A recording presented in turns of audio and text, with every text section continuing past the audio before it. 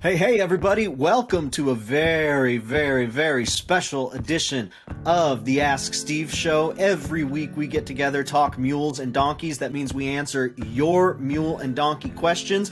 You control this program. You control this show.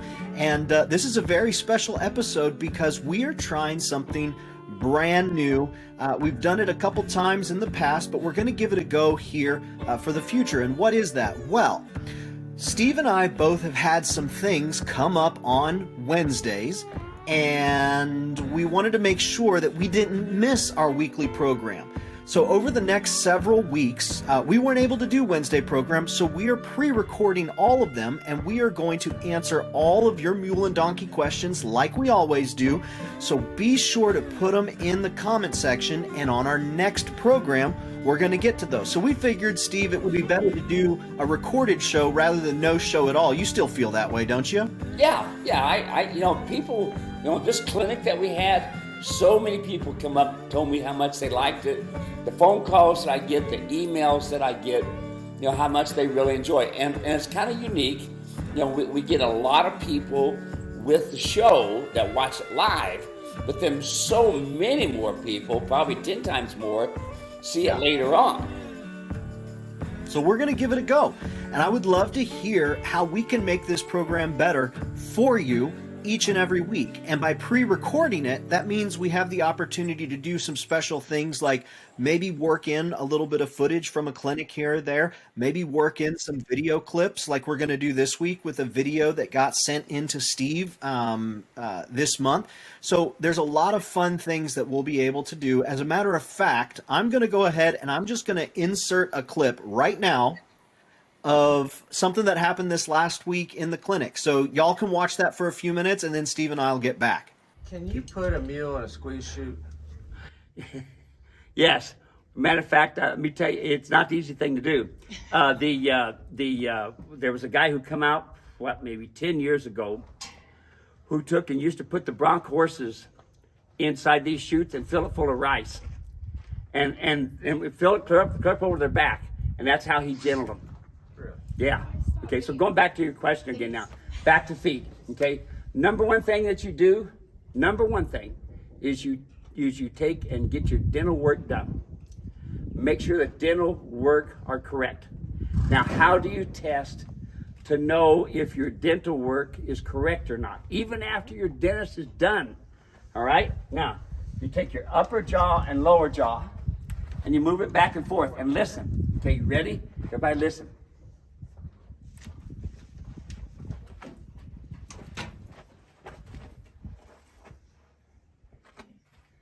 Can't hear it, can you? That's good. Because there are some burrs in there. Every 12 months, every year, get your teeth done despite what the veterinarian tells you. Because like I just showed Julie yesterday, I reach in here, and I got a hold of the tongue, and I pull it out, and I give it a twist. Now I can reach in here, and I can feel sharp points. When I take and do my own teeth on my mules, I don't put a spectrum in because you can take and knock out the TMJs. So remember this, when they use a spectrum on their mules, you make sure that the vet looks at it and makes sure the jaw and the neck's lined up, because that can knock that TMJ off. So once I pull that tongue out, I can do all the work that I want to do. And I can feel in here right now that I've got some sharp points in a couple of places. It's been about a year and a half. Does the mule need to be done? Yes. Even though I can barely hear it, every 12 months get it done. This is why. Their front teeth, okay, get the food, bring it back into the molars. So your incisors get the food, bring it in. Then these molars are doing this. So you end up with points. Those points end up where they can't grind their feed. They grind their feed. The feed has to be roughly about a 1/4 inch by the time it goes through the small and large intestines. All right? It has to be that small because that's where you get your impactions. So they have to grind their feed. If their teeth are correct, then they are going to correctly use their feed. Okay? Now, I don't have it here because, of course, I don't have any mules anymore, but I used to feed nothing but a pellet. We can still get pellets for your donkey. Okay? The guy with the donkey that was in the pageant, he was feeding junk hay. He was, well, as far as I was concerned, it was junk hay, okay? And his donkey was just crazy. He started feeding pellets. In 3 days, the donkey leveled out. Because the pellet has the right amount of vitamins and minerals it needs. The problem with hay is, how many snakes have died in that hay? Salmonella. How many ones have crapped and pooped in there and we have birds and stuff? Salmonella. How many parts of body parts do you have in there? Salmonella.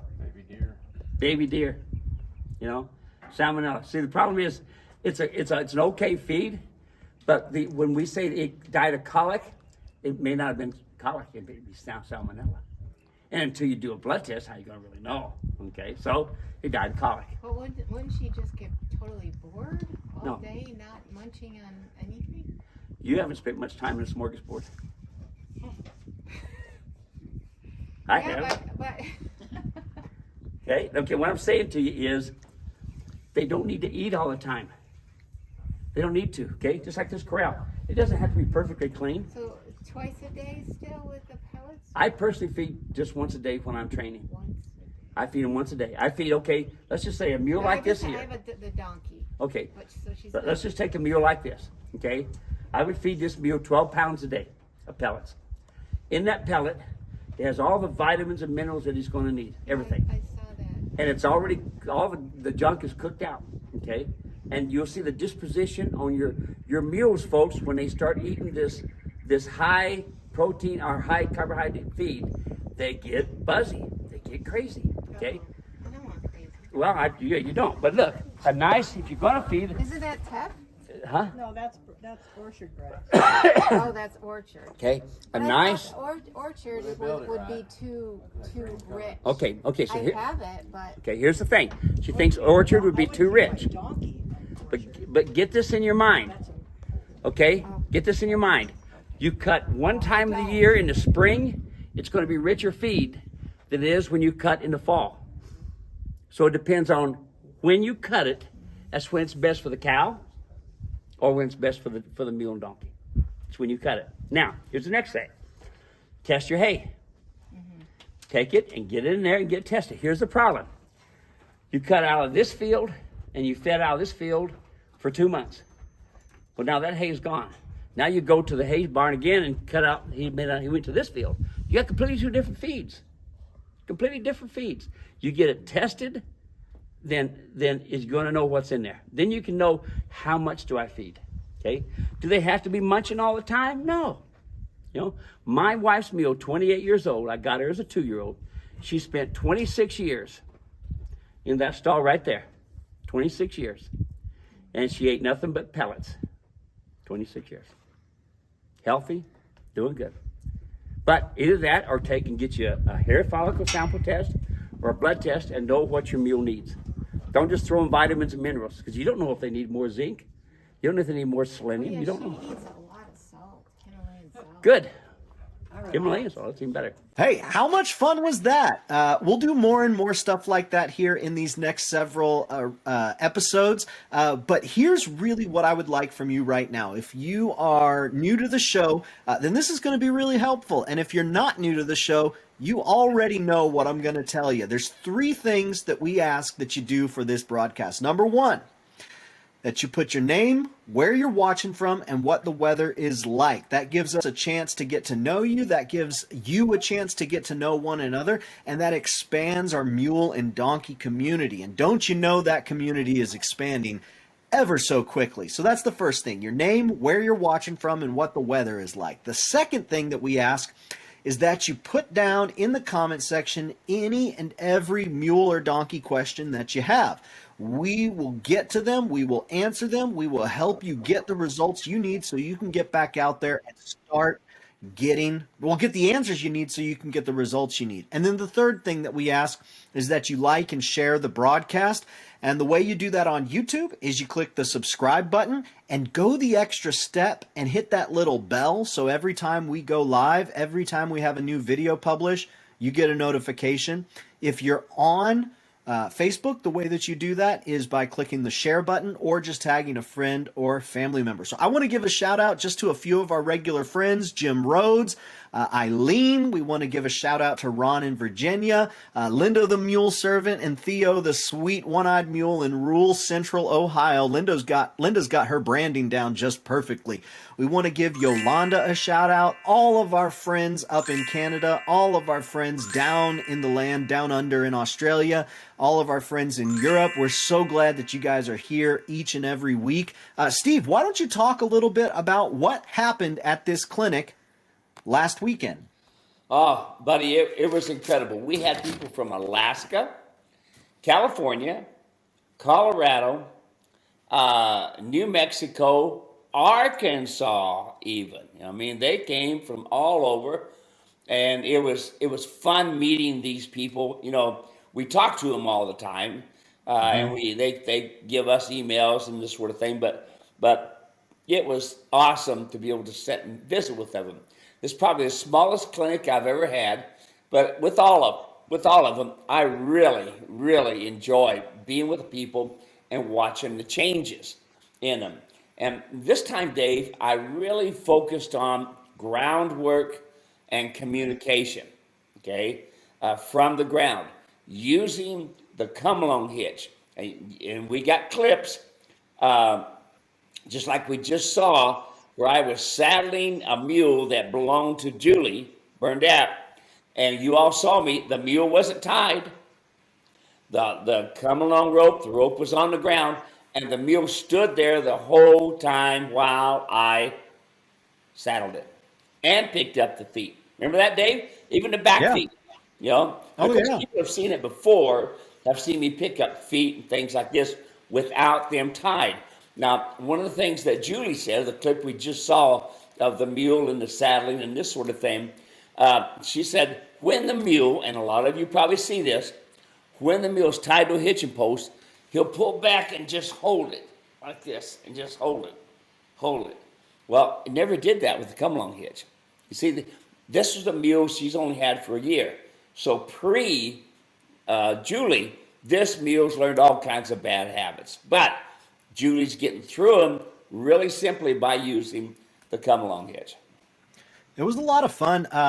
One of our friends, Susan, was there, and she said, I came to the last one, and this one is completely different. I thought it was just going to be the same thing, but it's completely different. She's like, I'm ready to sign up for the next one. So that's one of the unique things about these clinics is each and every one of them is different because every owner, every rider, every mule is different. It was really cool to meet Billy. Billy, shout out to you. Billy comes up to me. He goes, hey, I watch you every week, but I'm not really tech savvy, so I can't go in there and I can't make the comments and everything. But he's like, I want you to know I'm watching. So shout out to you, Billy. It's good to have met you. Jackie from New Mexico was there. It was really great to meet you too, Jackie. Yep. So many of our friends who we have made acquaintance with over this program, we got to meet in real life. And it's just the coolest thing when the people that you meet online are just as good, if not better, in real life. That's just one of the coolest things out there. And so I want to get to our first question today. This one comes from Marcia. She was watching one of our past videos on YouTube. She says, I love it. Just subscribed in Virginia. My 2 mules are great at home and out in a 10-acre pasture. During 2 snowstorms last month, my electric fence failed. Mules broke out and turned into complete asses. They ran up and down the road, had to infringe on the neighbor's lawn, and would not come to me. I figured they were having a blast with what they had done and playing games. I finally caught them with no problems, but the whole ordeal wore me out. Any suggestions going forward? What would you say there, Steve? Oh, Dave, this is one of my favorite subjects. Folks, what the heck are you doing putting them in a big old 10-acre pasture? Don't do that. Don't do that. Now, okay, all right.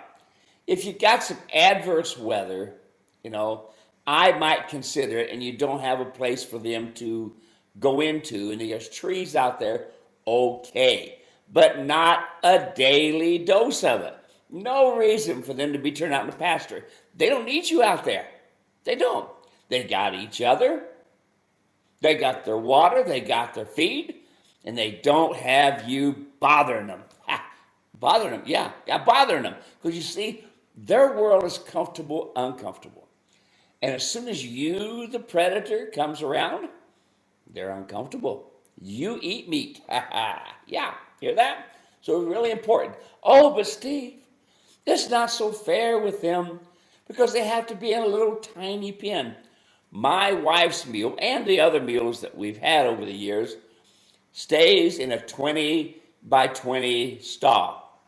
The majority of the time, she's in a 10 by 20 stall if I've got a lot of mules there in training. My Shire mules that weigh like 2,200 pounds, 17 hands high, big mules, 20 by 20 stall, all their lives. Now, my wife's mule, 28 years old, 26 years she spent in a 10 by 20 stall or a 20 by 20. The only reason it became smaller is because I had other mules come in and I could switch out panels really easy. But there's no reason, folks, to have them in a big pen. None. And you especially don't want to put them in at the big pasture because grass founder. They don't need to be in a smorgasbord every day, okay? Now, one of the things that I suggest for people, they'll say, oh, they got nothing to do. Okay, if you got nothing to do, are you going to go down and sit at a smorgasbord and eat all day? I don't think so, even though I know some of us, including me, look like they do, all right? And so here, let me tell you this, okay? I take a Palo Verde limb that's about 1 inch around circumference, about 4 foot long, with all the branches on it, and I throw it in a pen. They will chew on it, munch on it, and chew on it, and go eat their feed, and go over and poop, and drink water, go back and chew on it, and a good one will last them a week. That's the good thing about my Palo Verdes. Animals, especially equine, love it. Yeah, so do that, okay? But listen, if you're going to be teaching your mules and doing them right, especially if they're in training. If they're in training, they need to be in a 20 by 20 stall at the biggest, not the round pen. But if they're in training, or you just got the mule home, 6 months minimum, they stay in a small pen. And if it was up to me, all their life, they don't need to be out in a big old corral, and they don't need a big pen. They'll get to where they'll put you on ignore. Now, we had in the clinic here, Dave. Remember, we had the one that kicked at the lady really bad, and you can see the mule kicking at me, even, you know.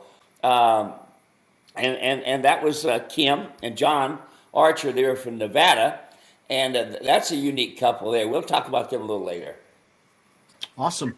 Yeah, I got another question that came in here, and I'm just thinking to myself, man, we got so many great clips from that clinic. Melissa asked the question, how do I get him to let me put a rope on him? My mule panics as soon as he sees a rope. And I was like, well, we got clips of that. So I just shared it up there, and I shared her a link. I already uploaded it to YouTube. But Steve, just for folks who are listening right now, what would you say to the owner who is really having a hard time getting the rope around the mule's neck?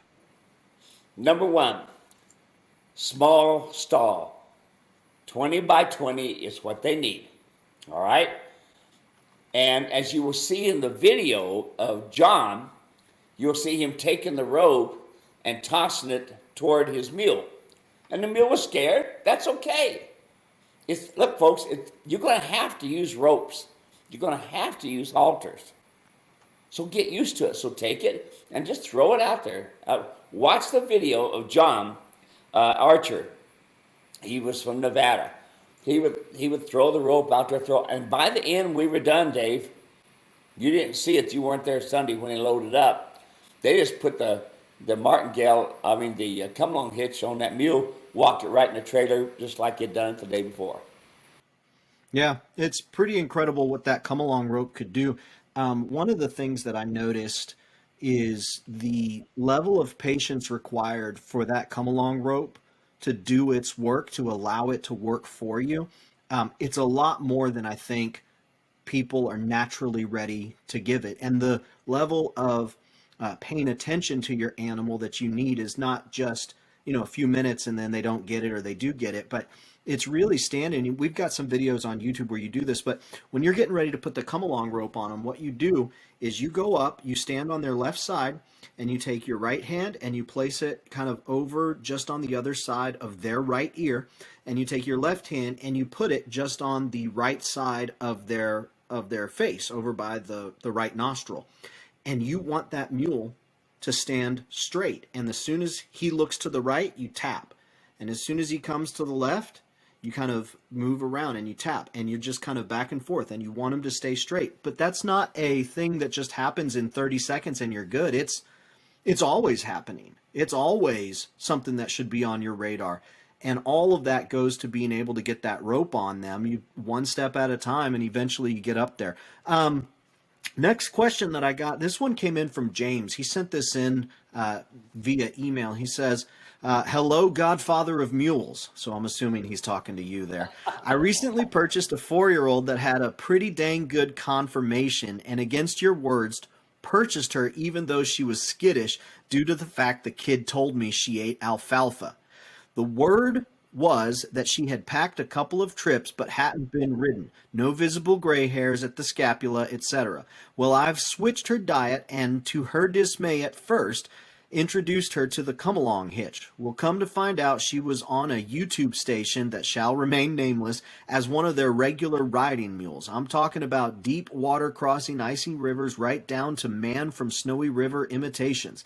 Well, on the 5th episode, she bucks 2 of them cowboys, and I'm using the word damn loosely, and she wasn't to be seen again on the channel. Please advise what I should do from here when it comes to getting on board after groundwork is complete, of course. As always, hope you and Mrs. are well, and God bless America, James. Amen on the God bless America. Amen. That's right.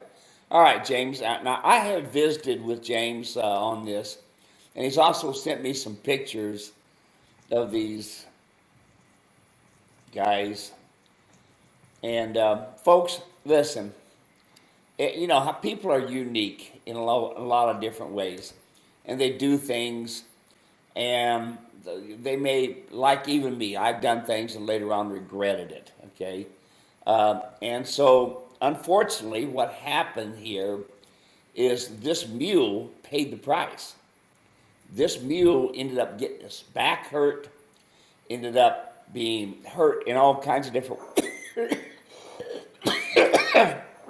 I was going to say bless you, but that's a cough. What are you supposed to say when there's the old Seinfeld episode? What do you say if you don't say God bless you? You are so good looking. So whenever you cough, Steve, if you cough like that, I'll just be like, you are so good looking. Well, I'd rather have blessing from God myself, There we go. Okay. We'll do God bless you on the cough there. All right. So where was we? Oh, yeah. So going back to this, what I told him to do, he said, what do I do with the mule, Steve? It wants to buck all the time. I said, number one, go take that mule to a veterinarian. And it was a good-looking mule, paint mule and this sort of thing, really brightly colored paint, and take it to the veterinarian and have him, and folks, everybody needs to be doing this. Everybody, you need to take, before you buy one, have them x-ray the scapula. Now, Dave, we got some video of the scapula and this sort of thing that we can put in there, and so that folks can see what the scapula looks like. Have them x-ray the scapula. Have them x-ray the backbones. And then have a chiropractor work on it. Now, here's the thing. I had one of my clients in Texas who's a helicopter pilot and Vietnam veteran, this sort of thing, who's going to be taking your dad and you out someday or another. We got to come up with a time, yes. And anyway, he had got a mule, a really nice mule, gentle, loved everybody, but it bucked him off twice. He calls me up. Said, what's going on? I said, tell me about your saddle. Send me some pictures. Well, horse saddle. And of course, like everybody else, well, this saddle, any saddle will work. Well, it didn't. So long story short, I told him, before you buy a saddle from me, hear that? Before you do that, take the mule to a veterinarian, have him x-ray the scapula and his back, and then have a chiropractor do its work. And on top of all this other things, get them their teeth fixed, okay? And here's one of the downsides of doing the teeth, is they put a spectrum in there, and it can actually knock the TMJs incorrectly, because the TMJs are not a tooth. They're a hinge in here. So what happens is, say a mule flips over backwards, or it hits the ground hard, and it can knock the TMJs loose. Or, here, get this, or a veterinarian puts a spectrum in the mouth, gets all the teeth floated, but then doesn't check the TMJs. Because what's happened is, then when he put the spectrum in there, he ended up inadvertently put the jaw out of place, so now the TMJs are hanging up. So that's another story. Let's go back. He didn't do it. And finally, after he got himself really hurt and been in the ER and stuff, so he's just about done with mules, he finally found a veterinarian who wanted helicopter training and flight training. And this veterinarian x-rayed him, and guess what they found? A little tiny, he said, cauliflower looking place on the scapula from the saddle. And what we got some information or a note or something from that veterinarian. That not Jackie. What's the lady that does our newsletter? Anyway, Barb? Barb. She interviewed her, right? And they got that information. So it'd be really good for people to see that. So I said all that to say this, folks. Don't buy these mules, especially you buy them down where they have these killer pins, you know, and you're thinking, oh boy, I'm getting a cheap mule for $500. No, you're going to have $5,000 worth of vet bills, which we happen to have a couple people at this clinic this weekend that kind of had that. Yes, sirree. So here's the deal, Dave. You know, folks have to understand this is an animal. We have to treat it decent. All this showy stuff of man from Showy River and bucking off and things. Why? You know, it's entertainment, sure.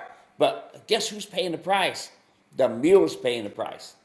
The mule's paying the price for my stupidity and their stupidity.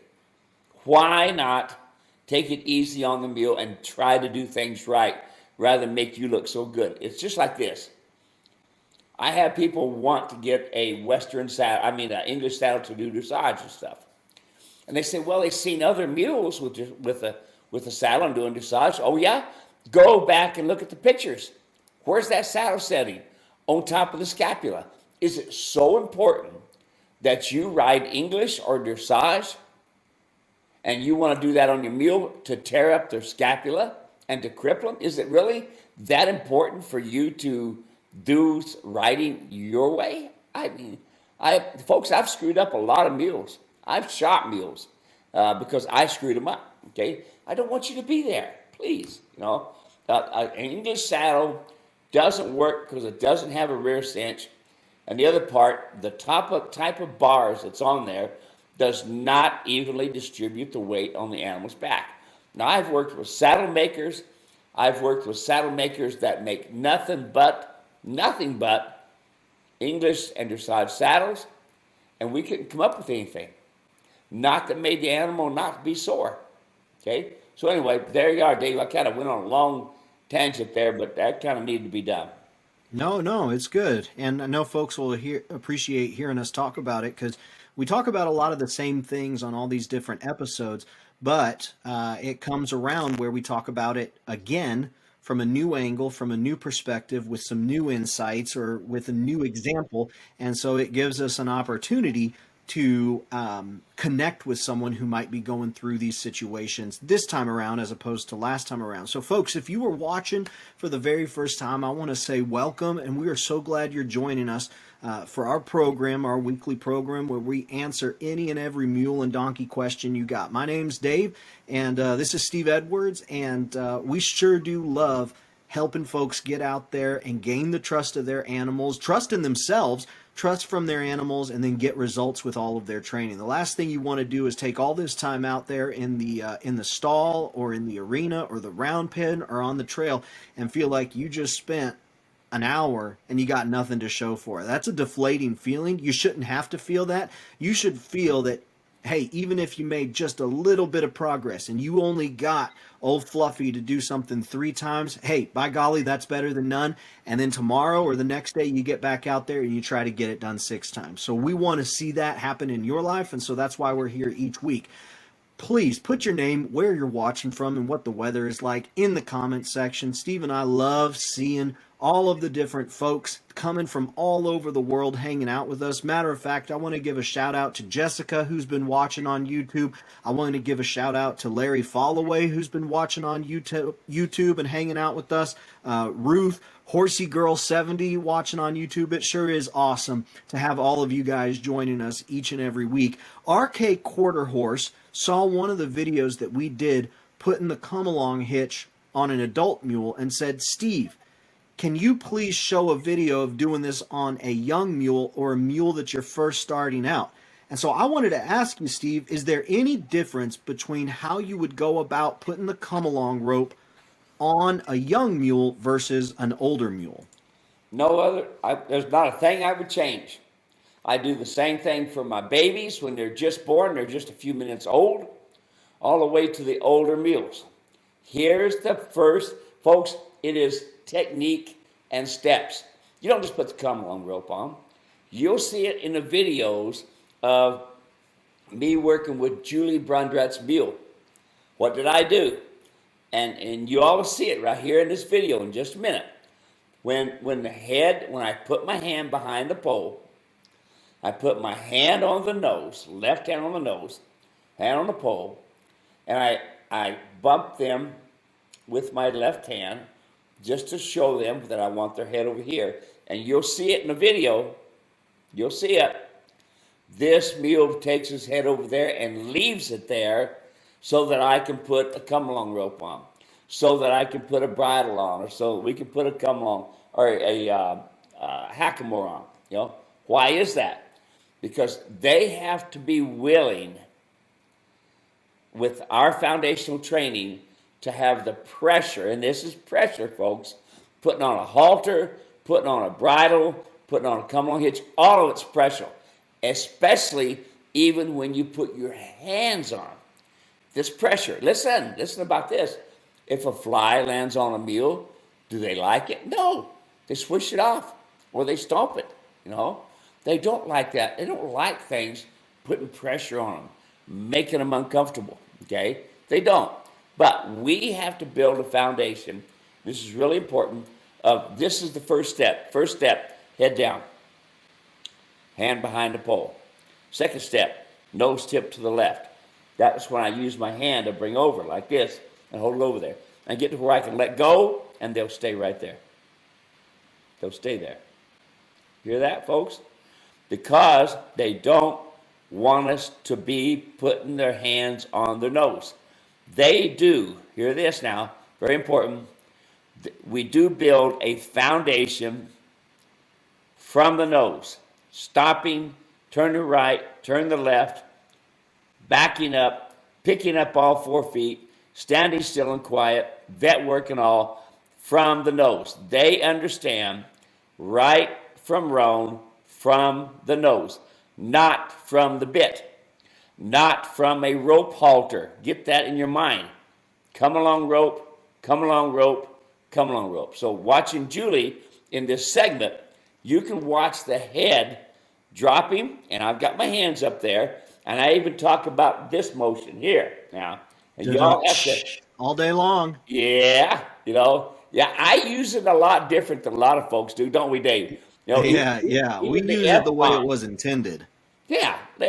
You know, listen, folks, you know, the devil steals, we bring it back. Redeem. Yeah. Yeah, the child of the living God. Anyway, there we are, Dave.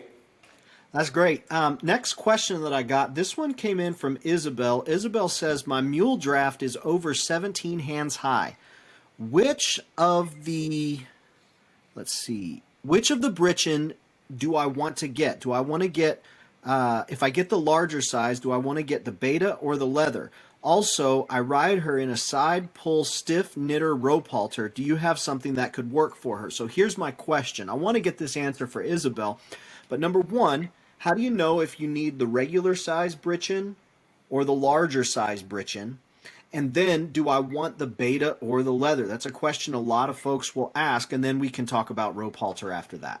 Okay, let's look at leather Britchen number one. You have to maintain it. Now, anybody that's been around equine has seen leather cracking. Cracking. Why is that? Number one, it's leather. When it gets salt, when it gets water on it, it will crack.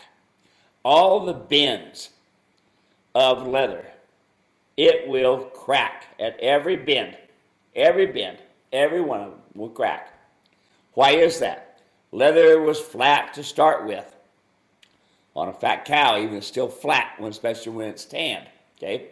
So if you don't keep it super oiled and super clean, you're going to have cracking. And what happens with cracking? You got weak places in the leather. If you have weak places in the leather, you got places that's going to crack. And when it cracks, it breaks. And who happens to pay the price? You do. You hit the ground because the leather broke and it gave way. So here's this. You take your leather, Britchen, breast collar, any of those bridles, all of that, put it into a 5-gallon bucket of whatever oil you like to use. I like to use Lexol, Lexol. Be sure to get the Lexol oil, not the conditioner, all right?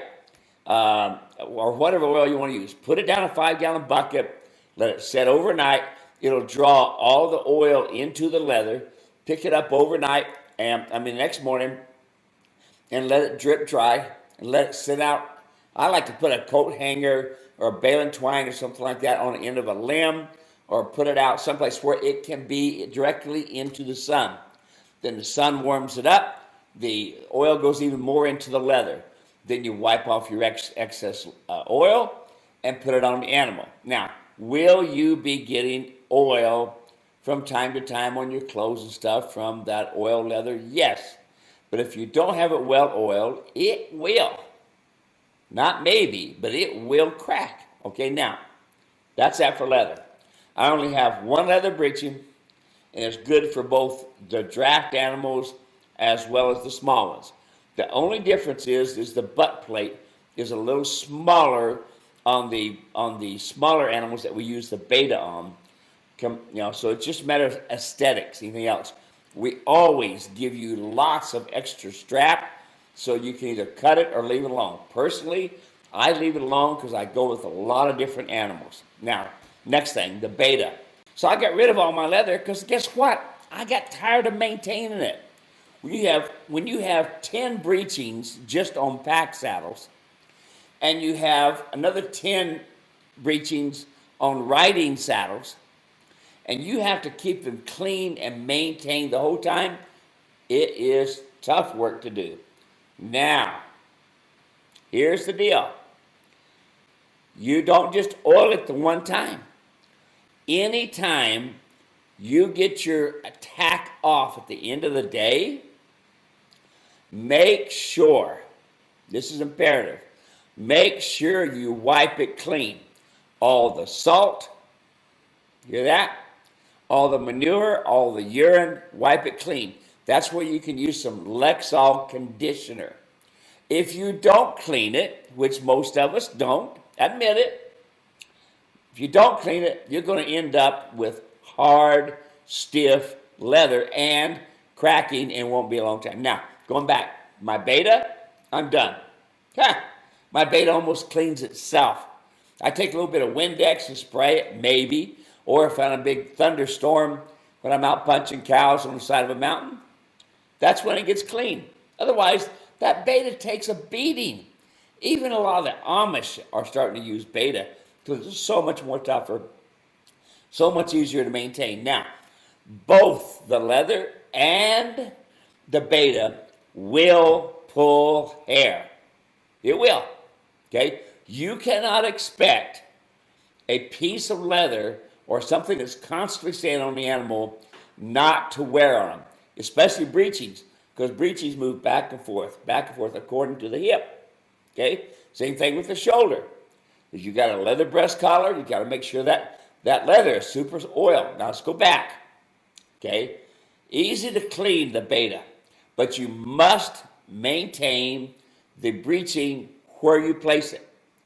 And as we talked about, and as you see in the demonstration here from my clinic, you'll see me adjusting the breeching and how I adjust it and how I put it on there. And you folks can see that. What do you think about that? Okay, so here's the deal. What would be my choice? Beta, no maintenance. Okay, what would be my choice for saddle? The Cordura. There's no maintenance. Okay, Cordura is lighter. It's easier to maintain. I don't want to work. I want to ride. She asks, I also ride her in a side pull stiff knitted rope halter. Do you have something that could work for her? So I don't know what that is. Okay. Maybe you can explain to us what that is and then what you would suggest. Yeah, it's basically kind of a rope halter type hackamore. It should not be used, okay? Especially if you'll understand when you're working off of the nose, the majority of the time with a bozal or with a rope halter, you are training and you're using two hands. Mules are super sensitive about their nose. Now, if you see in this video right here, we're going to show you, the nose needs to be on the vertical. The head needs to be down. Nose on the vertical, head down. When the nose is on the vertical and the head is down, guess what? The mule is listening, okay, to the come along, or in this case, the side pull. A side pull is not, okay, get that in your mind, folks. A side pull is not an everyday riding, bidding them up program. Just and just like a one that's called that you use for getting one to stop. And I can't think of the name of the bit right now. Some folks try to sell it as a bit for mules that they call it whoa mule, something like that, and it's not good for these mules at all. It's a quick stop, that's what it is, and it hits the nerves underneath here. The downside of that, you're going to kill nerves here. The downside of that, when they start getting too sore in the nose, they're going to sell you out and run sideways. Yes, they are. So get it in your mind, folks. What would I suggest? I would start with doing my ground communication kit first. As you're going to see in video excerpts throughout, you're going to see me using nothing but the come along hitch unless I am using groundwork in the surf single or groundwork in driving. That's real helpful. I'm going to go ahead and send Isabel a link to showing just the rope halter that you use, but then also installing the come along rope, because that gives a little bit of insight into how that's meant to be used overall. We had a question from Rhonda come in over on Facebook. She says, Steve, my horse friend said to worm with Equimax every 3 months. Is this a good plan for my mule? Actually, Jim using Rhonda's account. So hopefully Rhonda knows you're using her account. Jim, what would you say there to Jim, Steve? You know, I'm not familiar with Equimax, Jim. And here's what I have learned over the years. After a while, these large and small strongi, i.e. intestinal worms, will get to where they get used to the same use of a dewormer all the time, and they get tough on it, and then you can't get rid of the worms. They get stronger. I personally only worm once a year in the spring when I float the teeth. That's it. I usually use ivermectin or zimectin, is my favorite one, zimectin.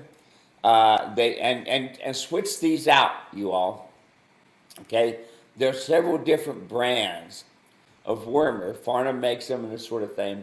But here's the thing: once a year is fine. Why she's doing it every 3 months, I have no idea. I can tell you that any veterinarian that I know, or the clinics that I've gone to on intestinal and stomach problems and this sort of thing, and the professionals I've listened to have all said once a year.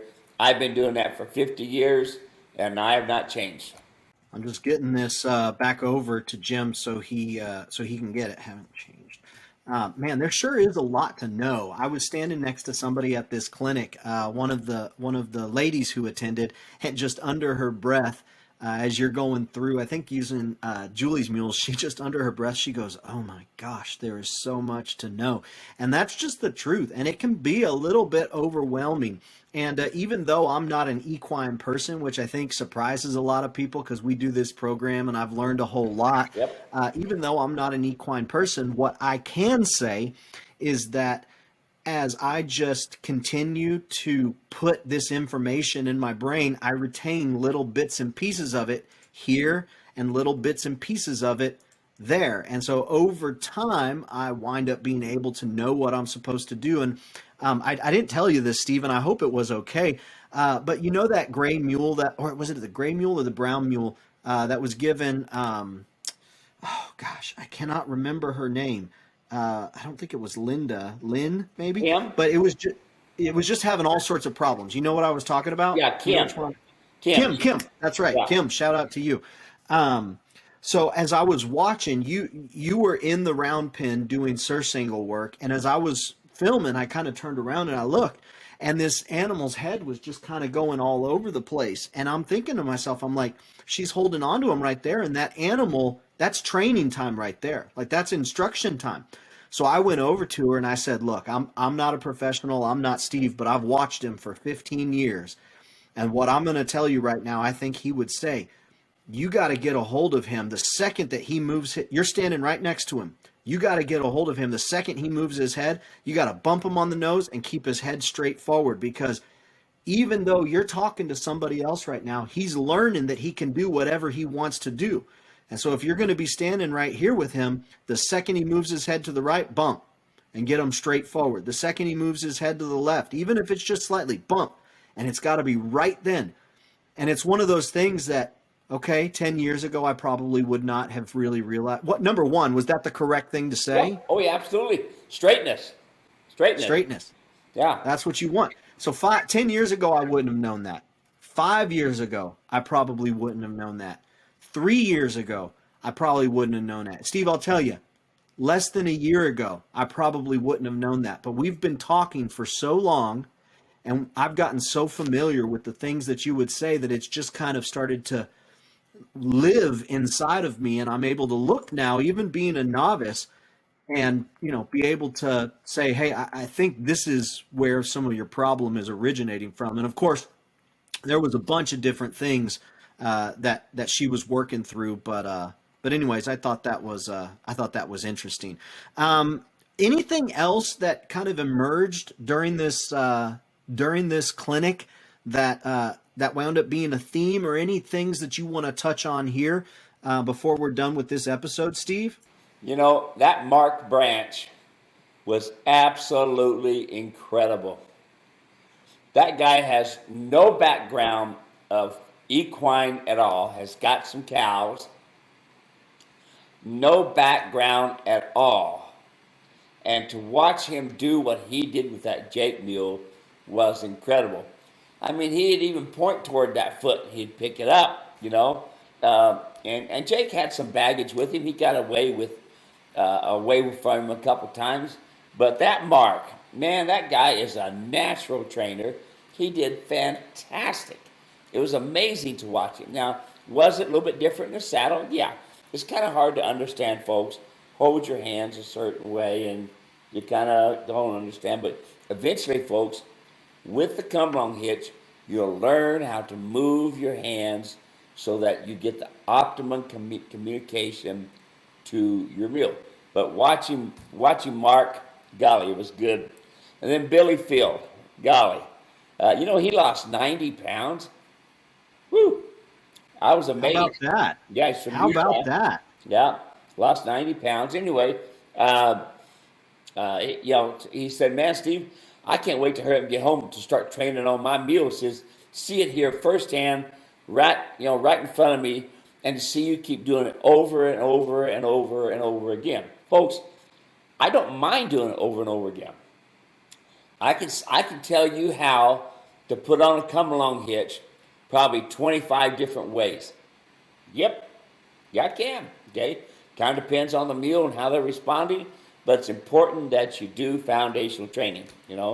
Watching Hondo and seeing how that big old guy and how he works with his mule. That's a mule that came from the Andrada Ranch, and Hondo was a big boy. I mean, he's got to be 280 to 300 somewhere in there. It was cool to watch it.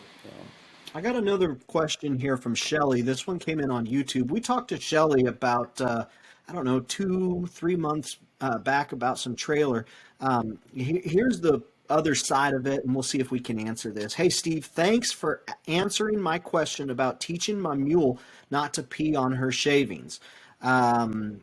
But my talk about lots of different things you need to know about a mule or a donkey. But my issue is she has a 10 by 10 loafing shed with 24/7 access to her paddock, and she will go into the shed to urinate on shavings where she has an area in the paddock where she will also urinate, very little splashback if any.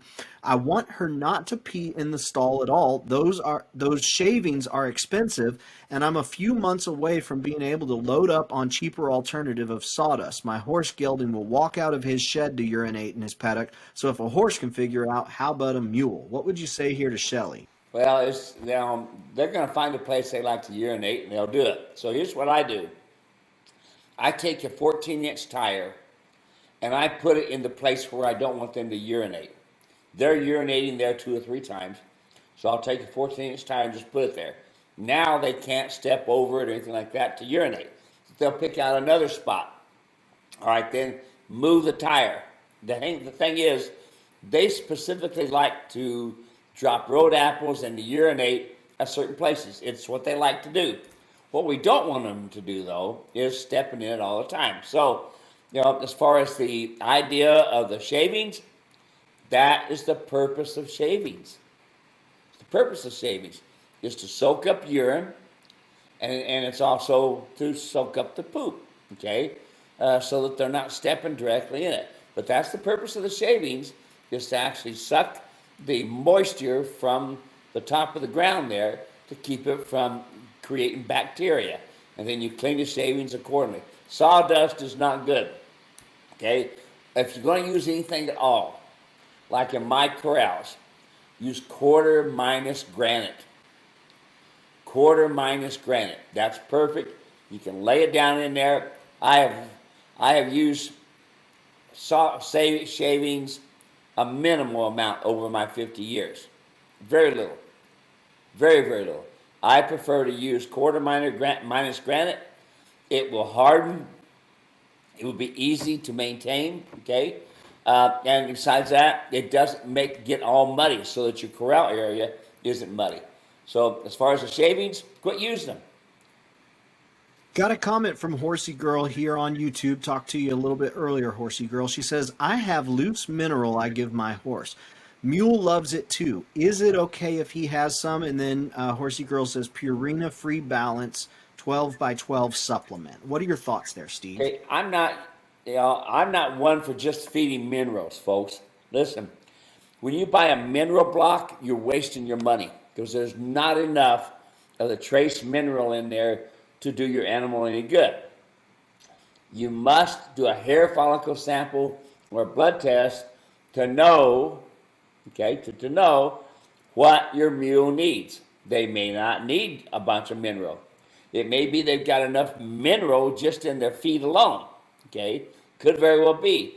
You don't want to overfeed these mules and give them the wrong type of feed. Now, like Billy Field, the guy that comes and watches the clinic, he's diabetic, so he has to be careful about eating certain things or he'll be up a creek, okay?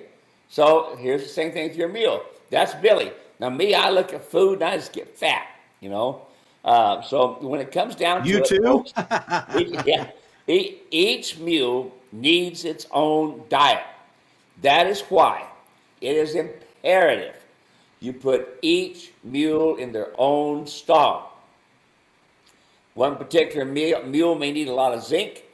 Another mule may need a lot more selenium. You don't know until you get your vet to do the testing. Very, very important. So let's go on.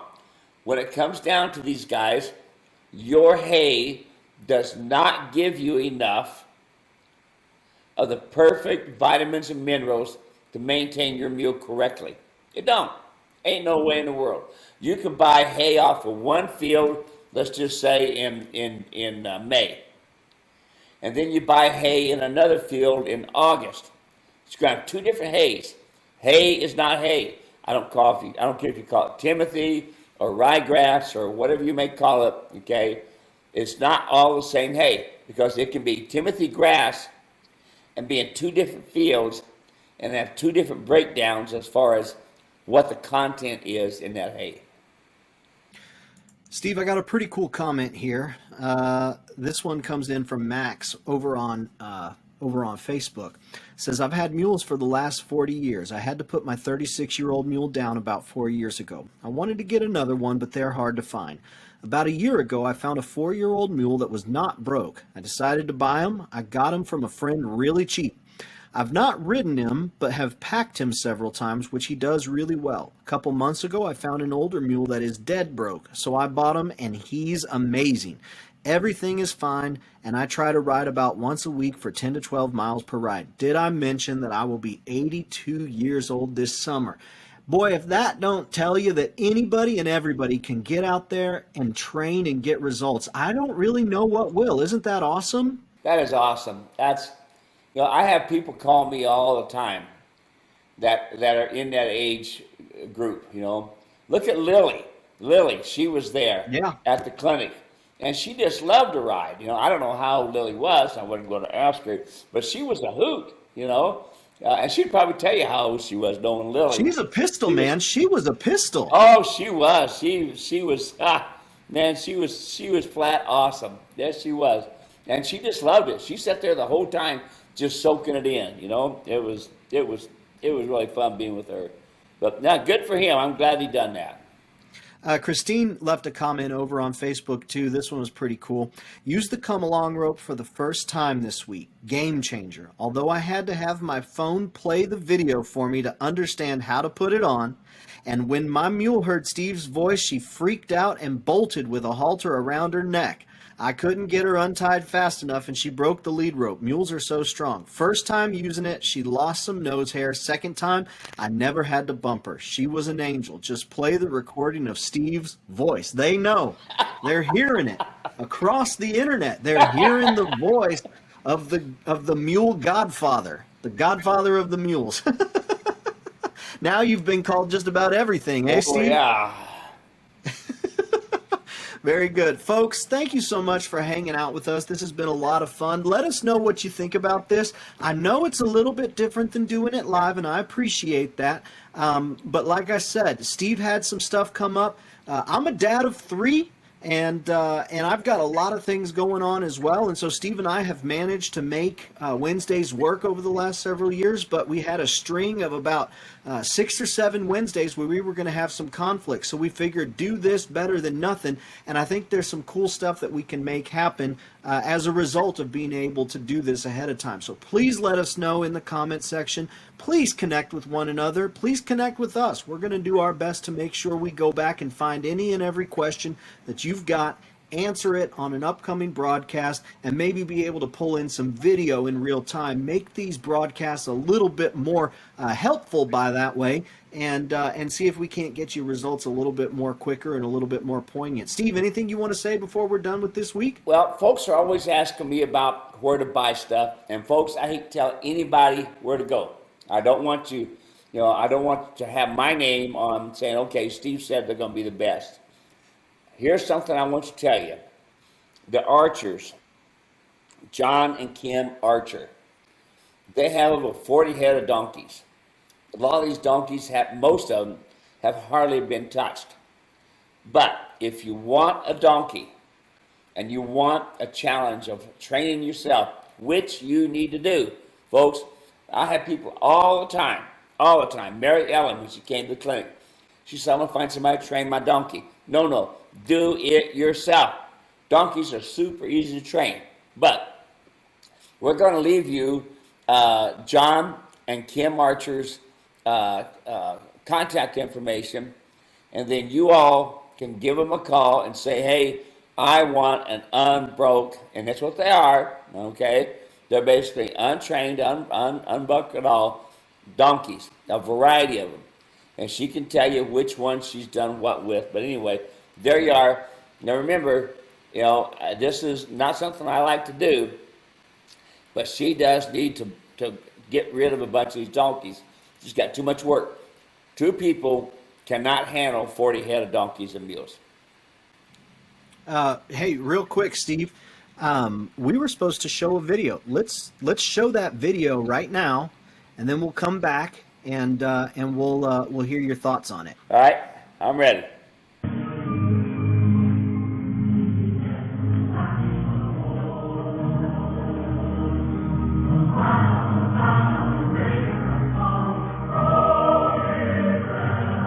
All right, Steve. How awesome was that? Isn't that just awesome? What was it that we were seeing there?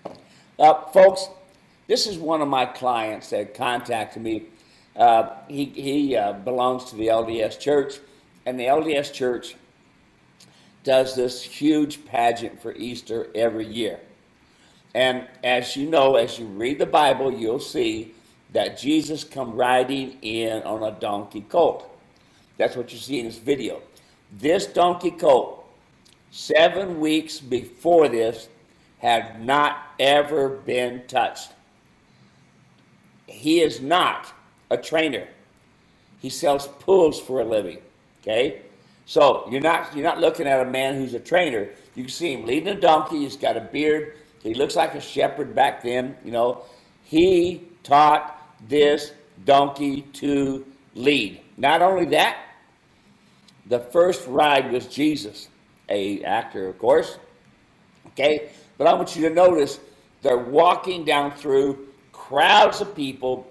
They're singing. It almost reminds me of Bishop, California. All kinds of stuff going on. It is phenomenal. And he done it himself in 7 weeks. Don't say, I can't do it. Yes, you can. Yes, you can. And the other thing, too, this gentleman is somewhere in his late 70s. So don't think you have to be too young. Okay, he did it. You all can do it. That's awesome. Everyone, thanks so much for hanging out with us. We will be back next week with another program. Go ahead, leave your comments, your questions in the comment section. We'll be sure to get those answered so that you can get out there, experience results as you train your animal. We would love to see you live. We'd love to hear from you. You can find so many resources. Our giant F-bomb is free. You can find so many free resources at muleranch.com as well as on our YouTube channel. If you just search Queen Valley Mule Ranch on YouTube, you'll find the channel. There's a lot of really great stuff there. We're going to be putting up some links and some videos from our most recent clinic. You are going to love them. Go ahead, subscribe, and make sure you turn on notifications so that you get anything and everything we put out. You will not regret it. Steve, anything you want to say before we're all done? No, hey, folks, it's not about the Easter Bunny up and coming this Sunday. It's about the resurrection of our Savior.